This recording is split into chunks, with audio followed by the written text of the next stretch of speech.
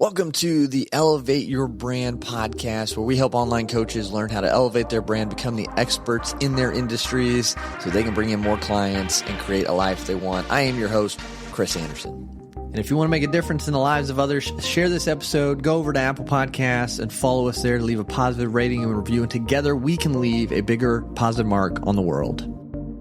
Today we have Tim Swindle, and he's been an entrepreneur for 10 years. He's launched multiple companies. His first Kickstarter in 2013 was successfully funded for a game that he co-created called Utter Nonsense. So you might have heard of it. And it achieved a rapid commercial interest and eventually and ultimately went on to be sold in Target, Walmart, and other major retailers out there around the country. And since then, he's bought numerous products to market in the toy game and novelty space. And today we're going to cover his journey a little bit, what he's learned, what he can share to help you, but also how to use online trends to create hit products. Again, Tim, welcome to Elevate Your Brand. So glad you're here. Thanks, Chris. Excited to be here. Yeah, for sure. And we're excited to dive into this, but I'm trying to have that short intro there for you. But why entrepreneurship? I know you've been doing it for 10 years, but what got you into being an entrepreneur? Sure. So I think it may go back to my early days. So my father was an entrepreneur. So I kind of saw that growing up. He had owned his own businesses. My first foray was actually, I was really into golf as a kid, still am to this day.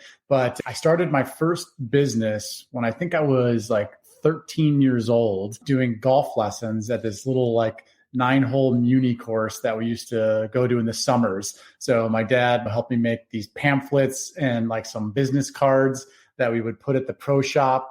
And at 13, I wasn't really in the position to be giving anybody lessons. What I found was there's parents that are looking for an hour of free time, and they'll give their 7-year-old up to me for a half hour or an hour to go hit balls at the range. Their game was probably not improving because of my help, but it gave me the first taste of just a little bit of marketing responsibility, because I was only 13, 14 years old. I wanted to be at the beach the whole day myself, and I would know that I'd have a schedule, an appointment or whatever at 2 p.m. and I had to go home and get changed and head to the range to go meet clients. Yeah, from an early days, I wanted to be an entrepreneur, I think. That's really cool. And I love that spirit there. And I guess I won't ask to go play golf with you because you'll probably obliterate me, but I enjoy golf too. But I think that's really neat. And especially starting such a young age and just having the aspiration to create something, do something for yourself and be able to open up other doors. But with that, over your 10 years, I'm sure it's been a roller coaster, just like a lot of people probably in the space realize it's not a straight linear path. What are some of the obstacles, like the bigger obstacles that you have come to on your journey that you're able to overcome, obviously, but what were some of those obstacles? I think I have a lot of self-doubt. And I find this with a lot of entrepreneurs or aspiring entrepreneurs that I speak with, where they do a lot of thinking about their idea. They talk about it a lot, but they don't really take action.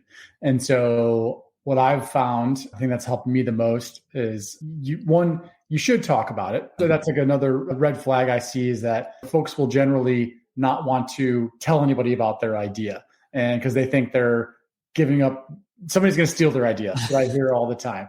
And I believe it's the complete opposite. Being an entrepreneur is hard. The idea is, I put it at 5%. And that's actually got a proven concept in toys and games, because if you have an idea that you want to license, it's worth a 5% royalty. So there's numbers to put behind that. Execution is what it's all about. Yeah. It's 95% execution. So anyway, again, going back to some of the hurdles, it's taking that first step, creating a prototype. Those are the types of things where, for instance, that game that you mentioned, Utter Nonsense, talked about it for over a year with my buddy who's my co-creator before we really did anything about it. Now knowing, and especially because it was successful, would have done that so much faster. We just got to get it out there, start talking to people, make a prototype, get people playing with your product, whatever it is. Now, obviously, in my situation, generally speaking, it's a toy or a game. So just coming up with the most rough, not spending a lot of money. Some people want to go full bore. If they're going to do it, they're going to spend $50,000 creating something. It's you don't need to go that far. Just get the most basic thing you can get just to test the market and see if you have something and get that response, that authentic response from potential people in the market.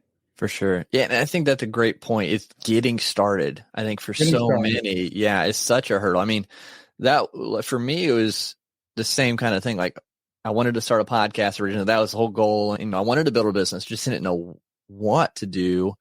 and finally just took that step and said, I'm going to start it. Enough researching, enough trying to figure it all out, and just did it. And it's grown, and I'm super thankful for that.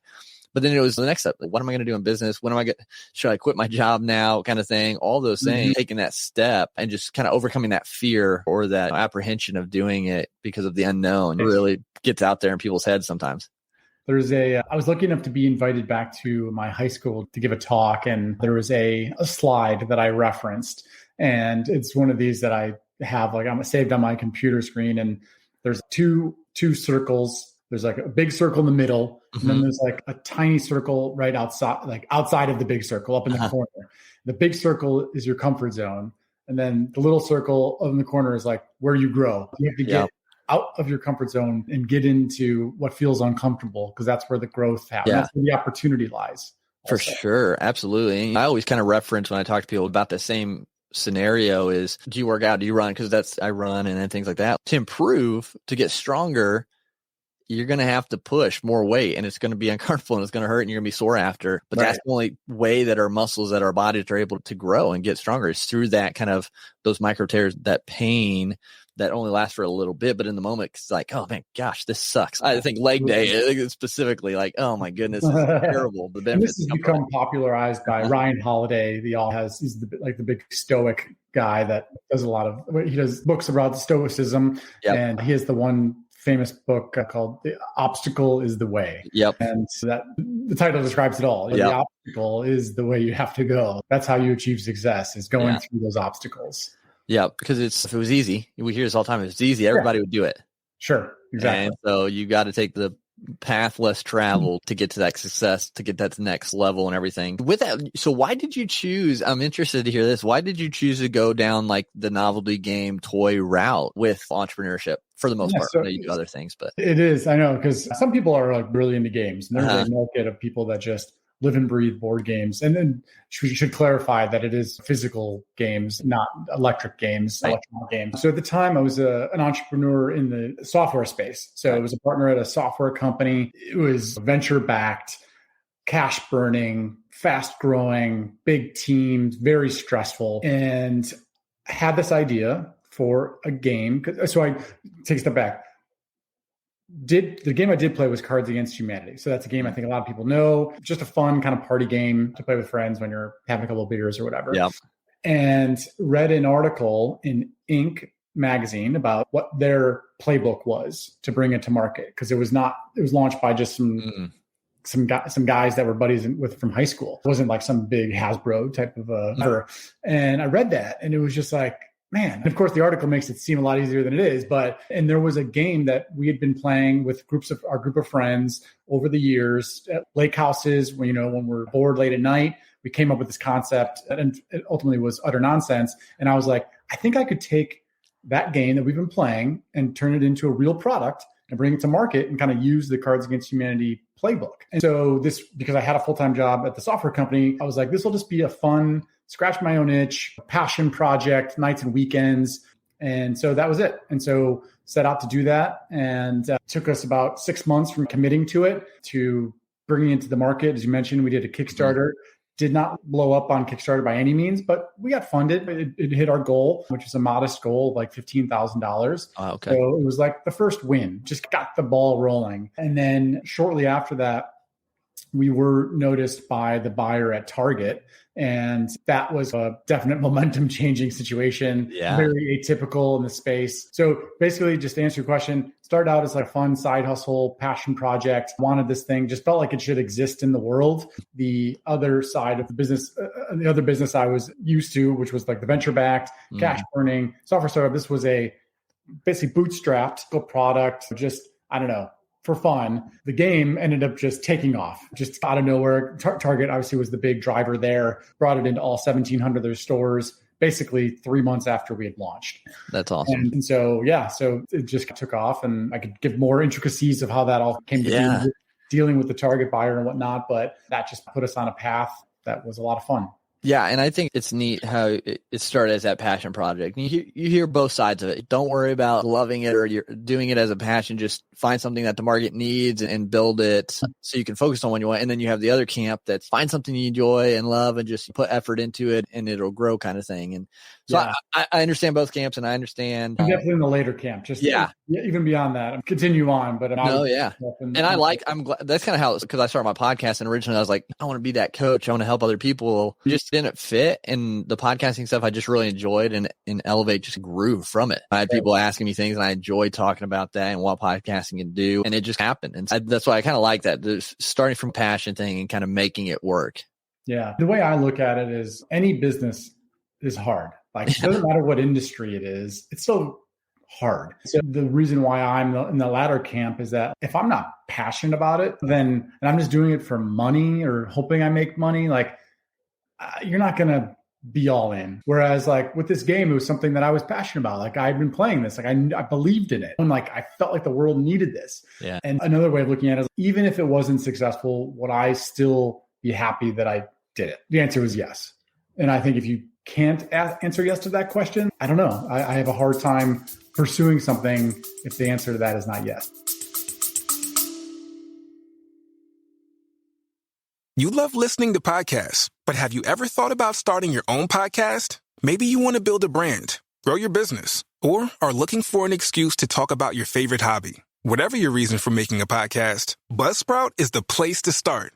Since 2009, Buzzsprout has helped over 300,000 people launch their own podcasts. Buzzsprout walks you step by step through the whole process and will give you powerful tools to start, grow, and monetize your podcast. Ready to get started? Click the link in the show notes to get our free step-by-step guide to starting your podcast today.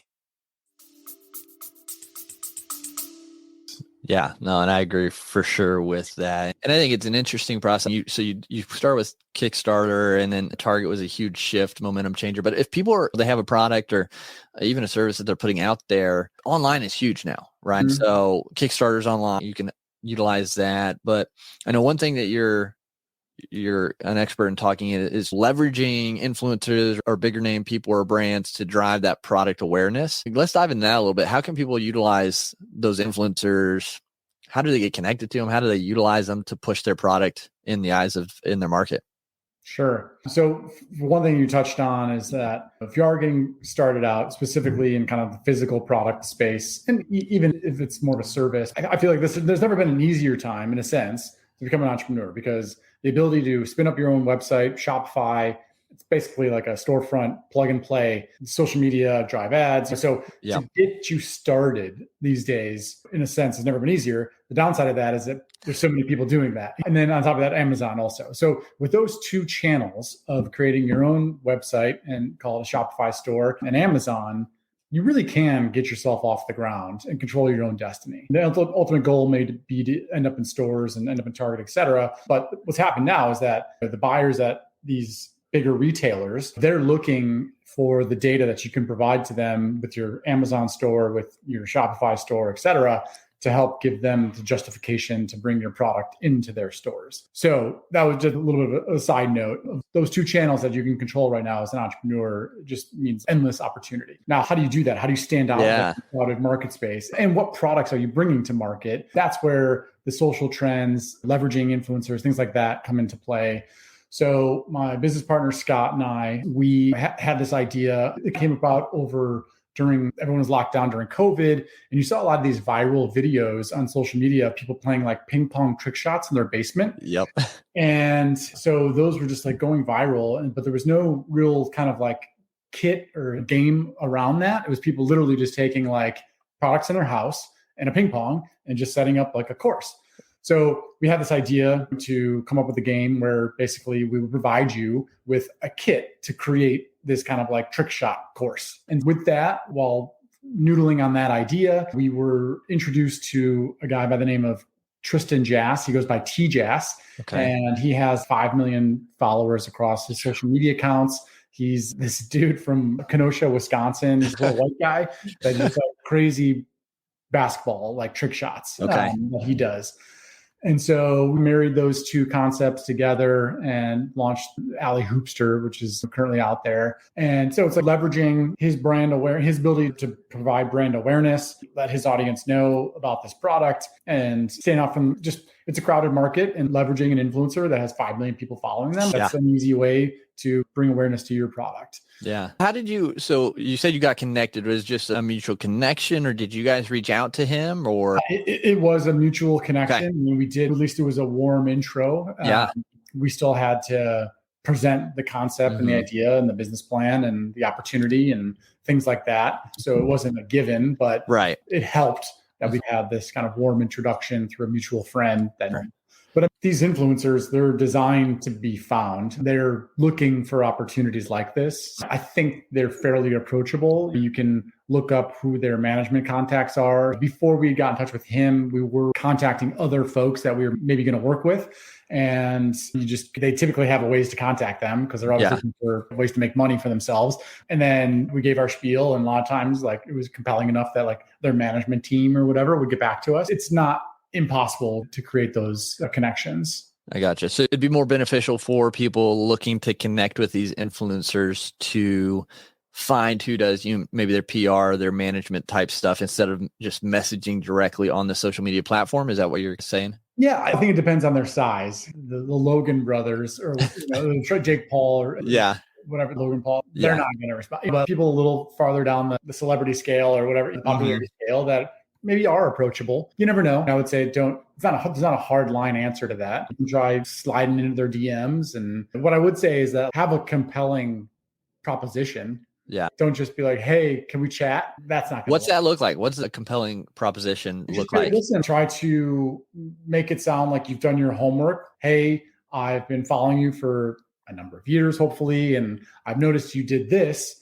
And because you did this, I'm creating this product that is tangential to that, where I think you would be a great fit to partner with this. Make it just very personal, and maybe throw in about, I think there's an opportunity for you to make X amount of dollars, just some sort of hook that's going to be like, really? You think I can make that much? Okay, I'm going to talk to this person. So something like that kind of formula, I would say, will typically have more success than just a broad random outreach that's not personalized. For sure. No, yeah, I think that's so good. And being personal, I think, and personal builds that connection better. So say you've done that. You say you've gotten connected with them and they're like, yeah, this is really, it looks like it could be mutually beneficial. What's that look like? Do they just get a percentage of everything that's sold? Is it an affiliate link? How do you typically set those up with your influencers? There's a million ways to skin that cat. Yeah. It's truly take your pick. But easiest is going to be some sort of royalty agreement, because if you do a true partnership where they have equity in it, it gets a little more complicated, because then there's just the risk involved. There's, commingling the bank accounts. It's a lot more complicated. And if you can keep it where it's just, hey, listen, you promote it based on the sales you bring in, you get this much revenue. Again, in the toy and game space, it's generally about 5% as a royalty. Now, depending on the popularity of the person, that's more of if you invented something and you were to bring it to a game publisher like a Hasbro, you didn't want to bring it to the market yourself, but you had a really good concept. Generally speaking, the flat kind of fee or whatever is 5%. Okay. Now, if somebody's incredibly popular, there's just way bigger upside, because they can just generate a ton of sales. Call it like the Kardashians. Their fee is going to be way different in this scenario. Because they can just instantly generate millions and millions of dollars. So anyway, so typically a royalty is what you'll see done in these scenarios. Okay. Cool. No, that's interesting, because I always wondered, what's the setup? What do the influencers get from that? Is it just a kind of upfront thing, or like you said, royalty? So I appreciate you diving into that. Yeah. You utilize these influencers for your product, get it out there, get more awareness on it. Social media now is just becoming a whole different animal for businesses. Or you had to have all these testimonials written down, quoted, and that's still very beneficial. But there's more that you can do on social media for social proof, right? To utilize that platform to show the validity of your product. Yeah. The thing we're working on right now is it's a new game that's launching in about a month called Paddle Smash. Okay. So this is the new thing that basically spending most of my time on. Super excited about it. It's basically a love child of pickleball and spikeball. So again, going back to our initial concept of looking for ideas, looking for trends, pickleball is the fastest growing sport in America by a considerable amount. It just seems like everybody, it used to be your grandparents used to play it, but now it's like everybody's playing it. It's super approachable, way more fun than tennis. And then spikeball. So it's like a mix of like pickleball and spikeball. Spikeball, again, a very popular outdoor active sport. And so it marries those two concepts together. And again, looking at social media, there's just like a ton of pickleball content out there. So we are in the process of contacting pickleball players, people that would be interested in partnering with us and helping promote this product. And again, leveraging social media. Also, like one of the first things we're doing is we've started our social media accounts. That's just the easiest way, low cost, to get in front of people. And this just happened yesterday where we've just started sharing some content. TikTok is becoming more and more relevant for brands. And so that's one we're trying to focus on. And someone found us. This person, their website, I think, is called backyardgames.com. Oh, nice. Something like that. So it's the exact type of, and they just cover backyard games, right? And so like here we are launching this new backyard game, and an influencer in the backyard game space basically found us through social media. And so I like to talk about this concept of increasing your luck surface area. And so just you need to put yourself out there and allow yourself to be found. And that's the phase we're in right now. And just yesterday, we had this nice hit of somebody that found the game, found it interesting. We're sending them a sample and they're going to do a little write-up on it. Awesome. So, yeah. And I think, that's, again, a good point you made is just getting yourself out there.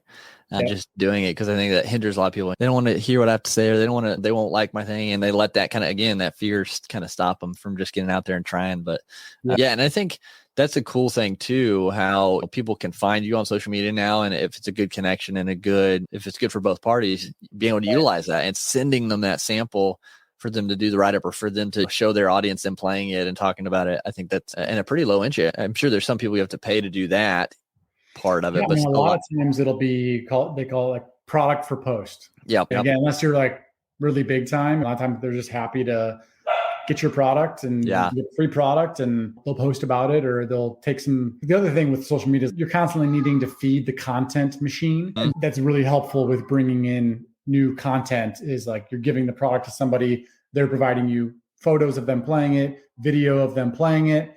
And then you can recycle that content to use on your platform, on your channels.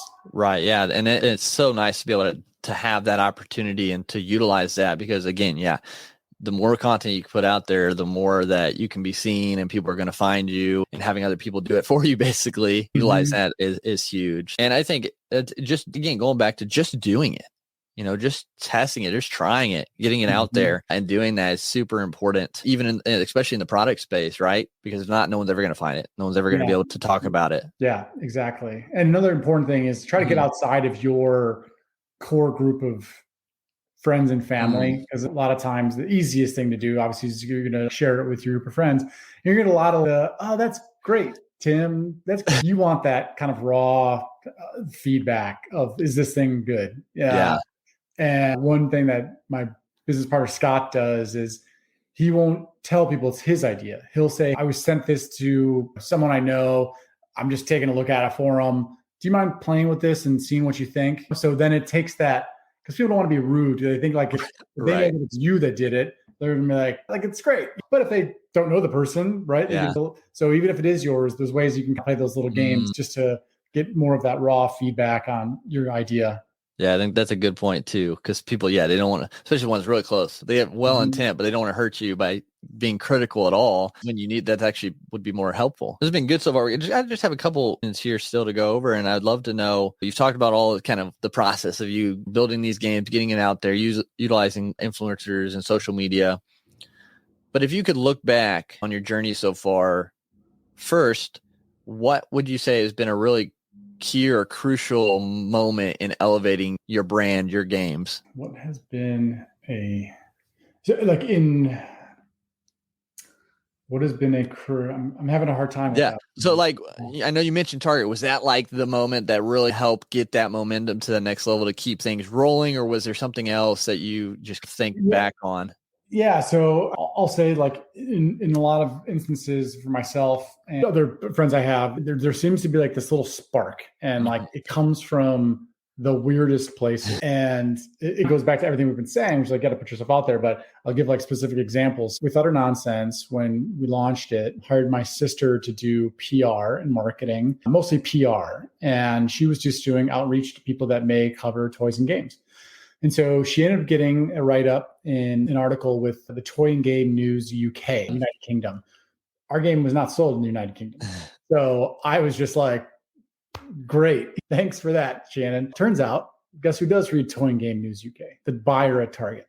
So because of that, they read the article and contacted us. So this tiny, obscure publication in UK, wouldn't think anything of it, is what was read that ultimately led us to get that introduction into Target. Would never think that. And then there's another competitor game out there called CrossNet, or just they're like a 4-way volleyball thing that's been out there for a couple of years. I've got to know the founder pretty well. And their story is somehow the Latvian volleyball team, one of them, and the Latvian volleyball team apparently has like a decent YouTube channel that they post content to. So they played the game and posted it to their YouTube channel.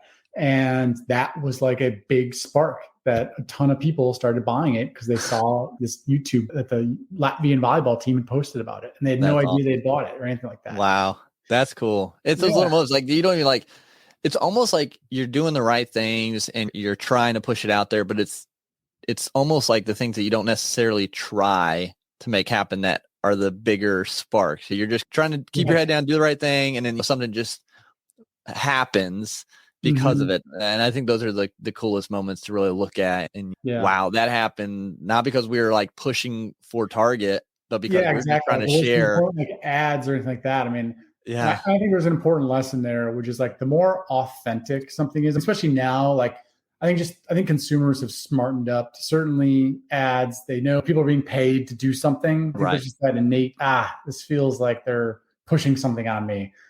When it feels authentic, I just think that you can't replicate that. And you can't put a price on that. And when you can create those magical, authentic moments, that's where the magic happens. Yeah, absolutely. Yeah, the authenticity is huge. And I've really appreciated your time today, Tim. One last kind of question to wrap things up. Now, and this is, again, we talked to a lot of people who are early on their entrepreneurial journeys, starting out, wanting to start out. So this will really, I think, benefit them specifically. But if you could go back in time, maybe to yourself, teaching golf lessons, or even maybe at the start of Utter Nonsense, what would one piece of advice you would tell yourself to maybe speed up the process to get where you are now, or to help that process?